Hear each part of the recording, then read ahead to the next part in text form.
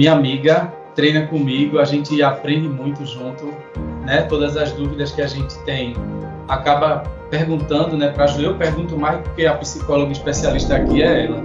Tudo bem, meu amor? Tá. Tudo bem, bom dia. Bom dia. E aí, Priscila, tu pensou no tema da gente, nessa discussão que a gente imaginou para essa ideia toda?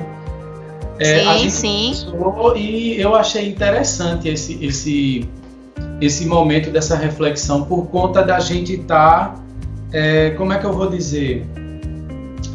Da gente estar passando por uma situação inusitada na vida de todo mundo, né?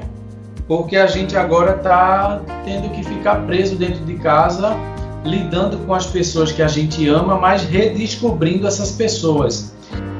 Sim, nós psicólogos fomos, vamos dizer assim, liberados pelo Conselho de Psicologia para continuar os atendimentos online, né? Então, algumas pessoas que se sentem à vontade para fazer esse atendimento online, essa terapia online, a gente continua com o processo psicoterápico, né? Não só eu, como vários colegas da área. Em relação a essa questão, né, conjugal ou até o relacionamento entre outras pessoas de famílias, das mesmas famílias que moram no mesmo lugar, vão ter aí várias mudanças, né, depois dessa questão em relação à quarentena.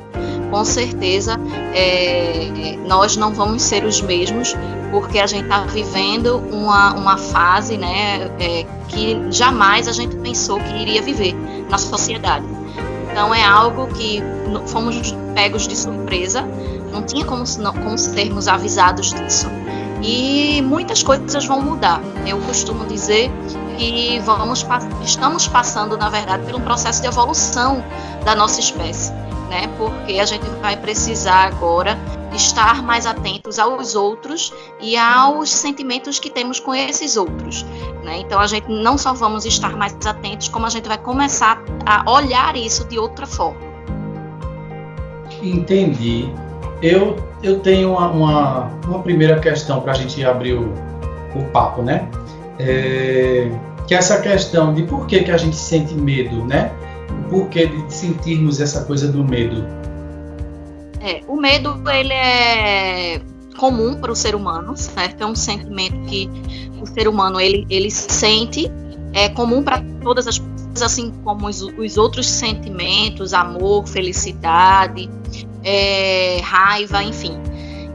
Mas a gente precisa ter cuidado com o grau, vamos dizer, a intensidade desses sentimentos. Então, em relação ao medo, se esse medo ele toma conta da gente, ele pode ser transformado para outra coisa. E aí podemos adoecer por conta desse medo, até gerando uma fobia. Então, o medo pelo medo, por um sentimento, todo mundo sente, né? Mas a gente precisa saber controlá-lo e não deixar o medo tomar conta da gente. Esse sentimento de medo relacionado ao sentimento de posse, de que é dono de algo ou de alguém, nesse momento de ter que conviver mais tempo com a pessoa, de dividir de fato a vida, como funciona essa questão do sentimento de posse nesse momento, Priscila?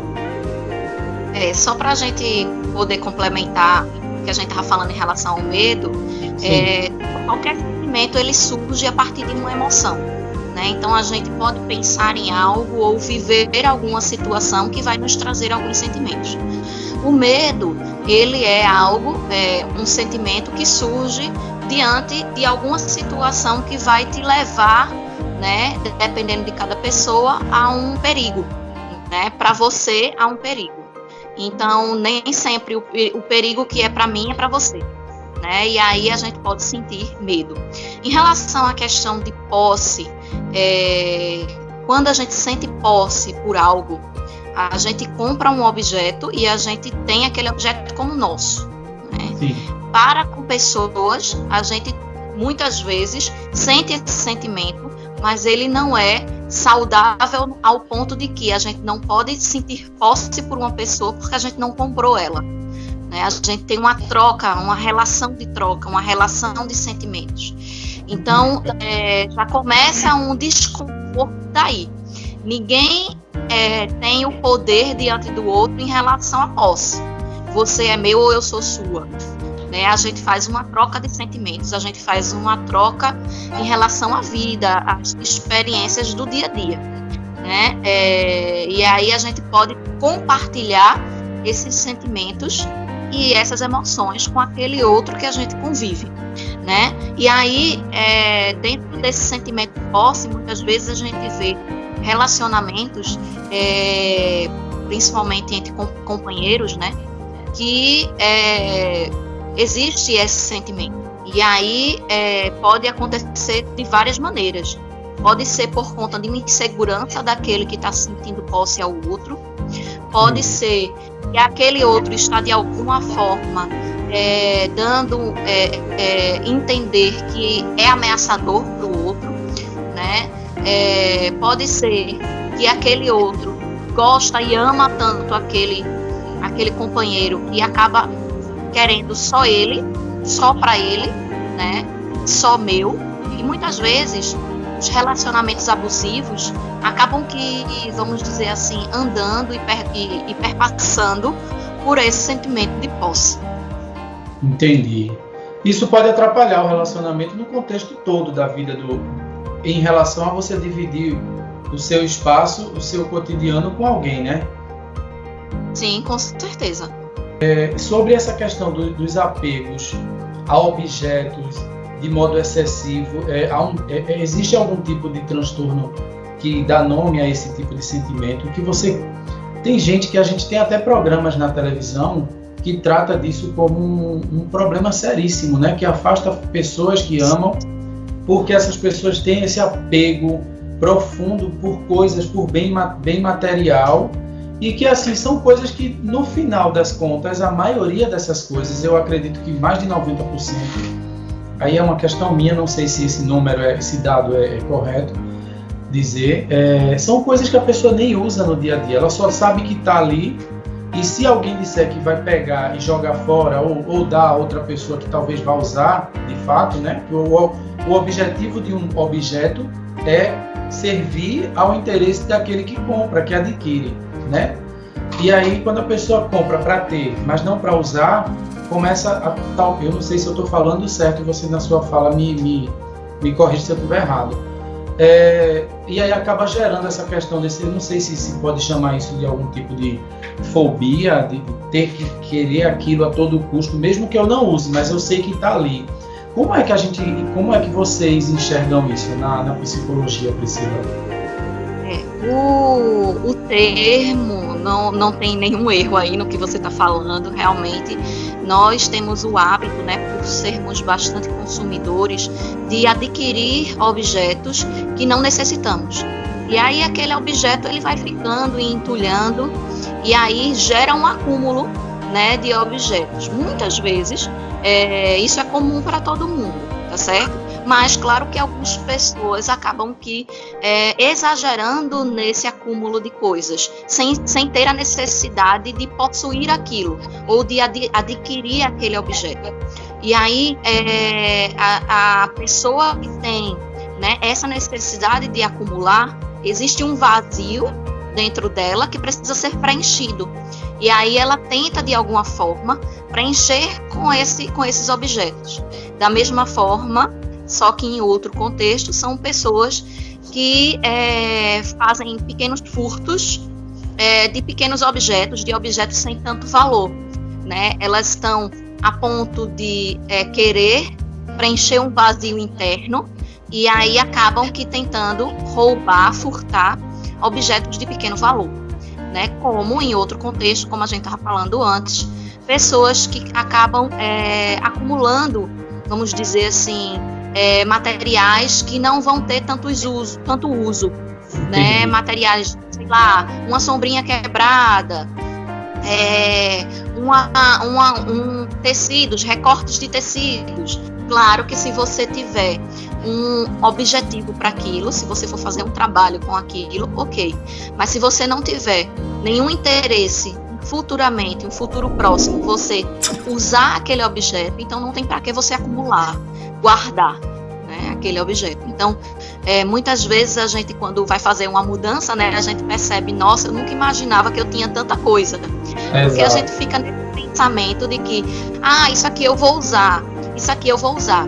E aí, uma vez eu escutando um jornalista, né, falando um pouco sobre isso, se você não vai usar uma determinada roupa, por exemplo, em 6 meses, você já pode descartá-la, porque se você não usou 6 meses, você não vai usar mais. Nessa reflexão sobre essa outra coisa que você citou, em relação a tecidos, a gente sabe que as pessoas hoje ressignificam coisas, né? E acho até que é interessante a gente colocar aqui que antes da pessoa jogar fora, ela tenta encontrar um ressignificado para aquilo. Podia ser até um uso de artesanato, sei lá, alguma coisa dessa natureza. Aí, Priscila, eu vou me reportar à pergunta seguinte, né? Que em relação a esses entes queridos, sobre o medo da morte, não seria mais fácil dizer que ama, dizer os sentimentos que a gente sente a pessoa, os sentimentos nobres, né? Apesar de que, agora eu vou catucar a onça com vara curta, e ainda bem que tu tá longe de mim para me dar uma voadora. Tu não acha que às vezes a gente tem que dar aquele solavanco na pessoa, segurar ela no ombro, dar um abalo e dizer uns 3, 4 palavrões para desabafar também, e a pessoa acordar e você falar, cá, etc, né? Não posso falar palavrão aqui. Você pode mais, você consegue, porque você está se permitindo ser tão pouco quando todo mundo sabe que você pode ser mais. Às vezes, esse choque de realidade é importante, né, Priscila? Gerar um conflito, às vezes, é importante para levantar poeira dessas prateleiras que a gente não limpa tanto. Quando eu uso o termo prateleira, eu quero dizer esse relacionamento que a pessoa vai se acomodando ao ponto de não falar de fato o que sente pelo outro, e às vezes até dar um empurrão para o outro conquistar aquilo que falta na vida, né? Como é isso na tua concepção? Veja só, você falou de várias coisas ao mesmo tempo. Deixa eu ver se eu vou conseguir responder, tá certo?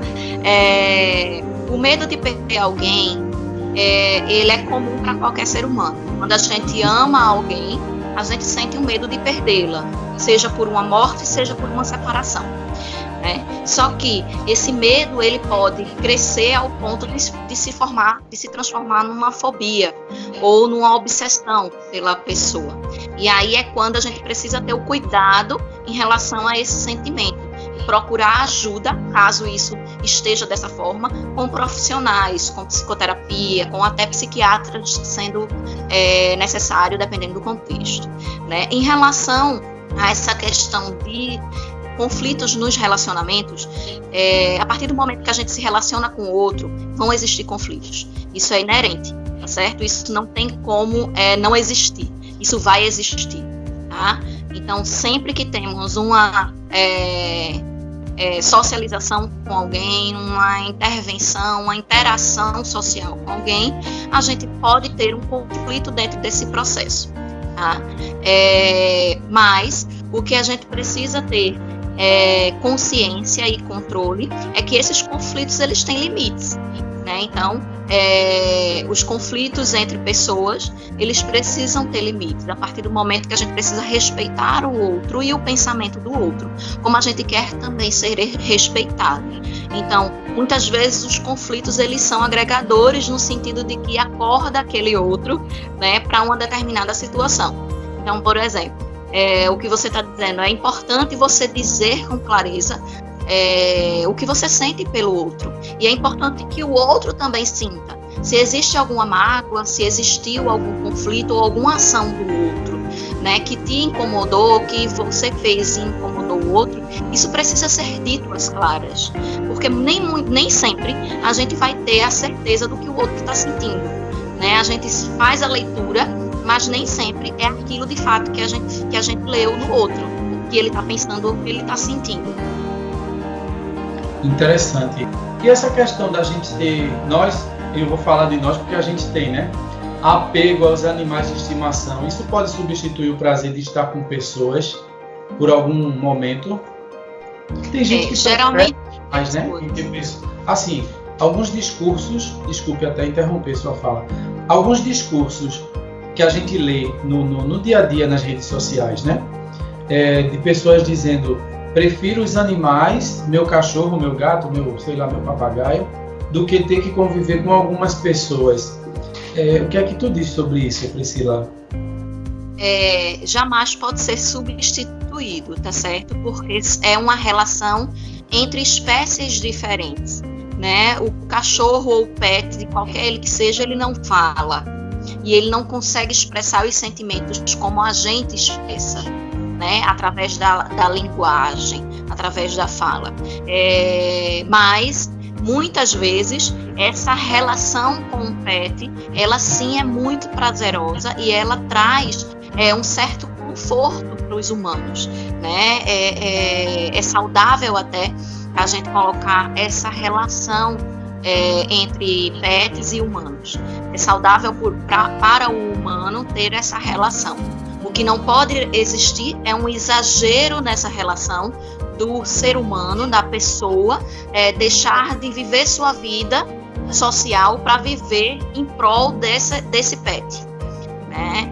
Então, o sentimento amor, ele é do humano, ele é característica do ser humano, da pessoa, né? E o pet, ele pode até sentir pela nossa visão, né? Pela nossa leitura, mas jamais vai ser igual à forma que a gente sente. Pode ser semelhante, mas jamais vai ser igual, porque estamos falando de duas espécies diferentes. Então, jamais pode ser substituído uma relação com o pet do que uma relação com uma pessoa. Ou a gente abrangendo isso, uma relação com o objeto e uma relação com uma pessoa. Com o objeto não existe troca, com o pet já vai existir uma troca, né? Então, não é substituível. Entendi. Agora, a pergunta que embaraçou a nossa cabeça. Às vezes é necessário, sei lá, ouvir de um determinado grupo que a gente faça parte, que a gente é amado naquele lugar para se sentir aceito ou coisa parecida. Tem pessoas que precisam dessa afirmação de que ela é amada sempre, para ela se sentir de fato aceita naquele ambiente, naquele grupo, naquele lugar. Como se dá isso, assim, do teu ponto de vista? Algumas pessoas, né, que têm um processo de carência mais elevado, digamos, sentem a necessidade de ser aceito de alguma forma. E aí a gente vai ter várias, vamos dizer, ações diferentes. Tem pessoas que, por ter dificuldade de se relacionar com o outro, se isolam, né? E aí se sentem de alguma forma excluídos, e na verdade não foi excluído. Tem outras pessoas que buscam ser aceitas e aí tentam de alguma forma agradar aquelas pessoas para fazer parte daquele grupo, né? Seja numa conversa, seja com elogios, seja com até presentes, né? Concretamente, para ser aceito aquele grupo.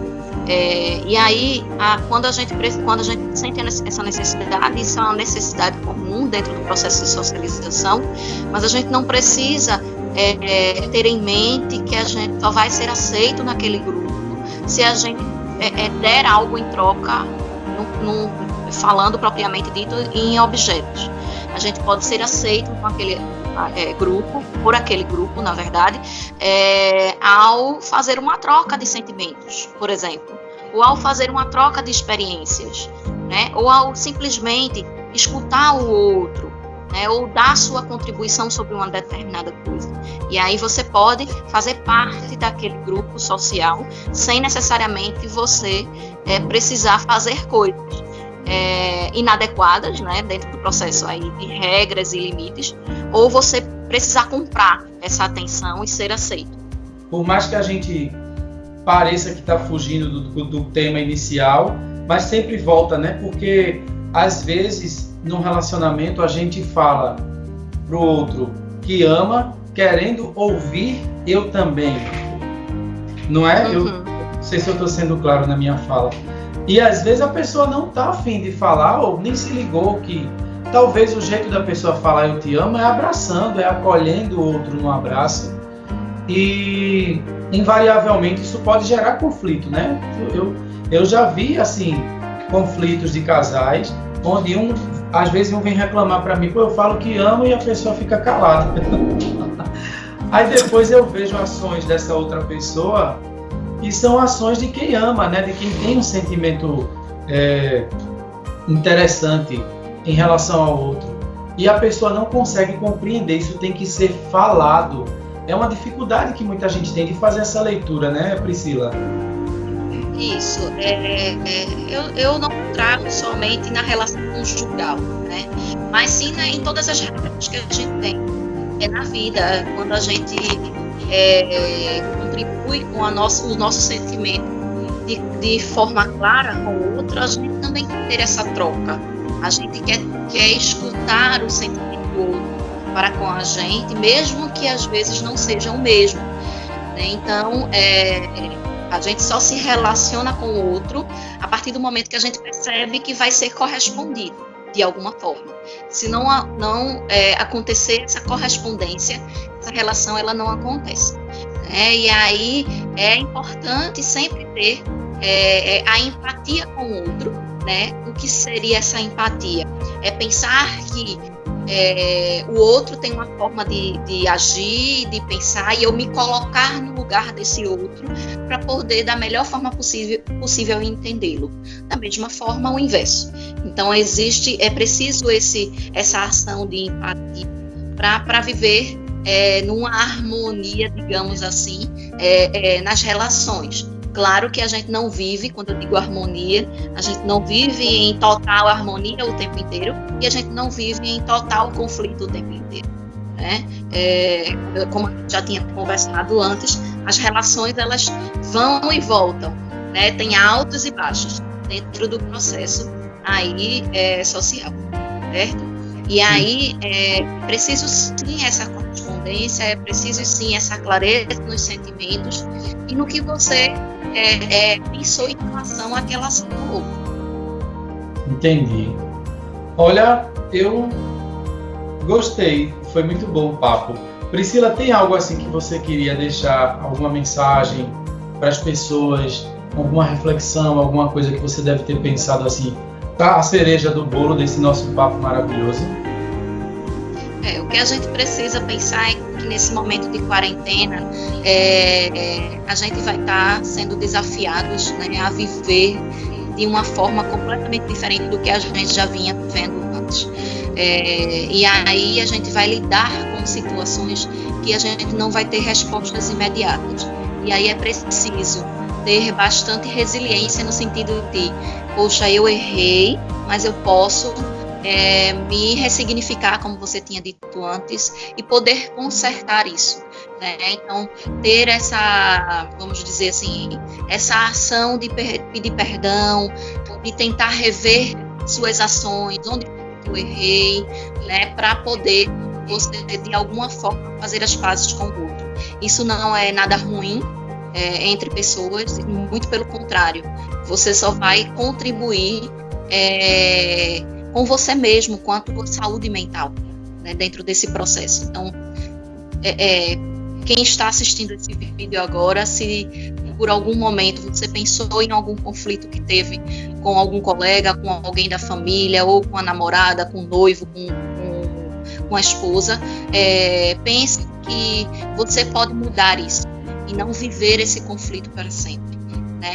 E aí agora, de que forma eu posso mudar isso? Então, você tentando fazer essa reflexão, acredito que vai buscar uma saída mais adequada nesse sentido. Caramba, eu adorei o papo, Priscila, eu agradeço. A gente está começando, né, o canal agora, você é a segunda pessoa que participa. Eu consegui primeiro começar com o Kelly, que foi massa. Agora estou conversando com você, virão outros. Eu acho que a ideia é válida, a gente refletir sobre nossas ações no dia a dia e de repente a fala de um contempla do outro, né? E a gente vai construindo algo melhor para todos. Eu agradeço muito sua participação. Talvez a gente possa vir fazer outra gravação em relação a outro tema que eu acho interessante. Talvez até eu, você e Kelly, que a gente é super fã. E Eu vou ver direitinho como é que a gente pode viabilizar isso, algum tema que seja interessante para a gente sentar e ter esse bate-papo. Eu agradeço de novo, muito obrigado e vou editar o vídeo para a gente poder assistir. Ok, eu agradeço também e espero aí a gente ter outras oportunidades para levar aí para a comunidade, outros contextos de fala que a gente possa estar aí prolongando, né, dentro desse processo de quarentena. Obrigado, viu, minha linda? Um beijo para você. Um beijo, tchau.